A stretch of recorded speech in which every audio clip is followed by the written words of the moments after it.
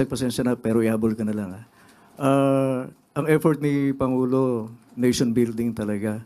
Nagsisikap na mailigay sa maayos yung bansa. Pero amid this effort na parang nakaka-distract, ano ba ang damdamin ni Pangulo? Nagagalit ba siya? Nakita niyo na ba siyang magalit o mabait pa rin siya?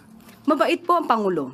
Sabi nga po natin, hindi po sanay ang Pangulo sa mga salitang mapanakit, mga mura, mapagbanta sa buhay.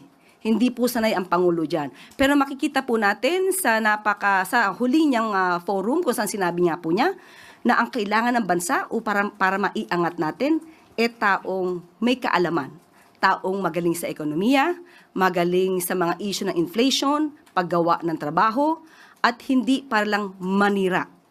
So, kailangan po natin ang sabay-sabay na pagtutulungan para maiangat natin ang bansa. Dahil kung ang Pangulo lamang po ang siyang magtatrabaho at ang iba po na nasa paligid ay walang ginawa kundi manira, makaka-apekto po talaga to. Kaya pagtulong-tulungan po natin na suportahan ng ating Pangulo pati po ang gobyerno.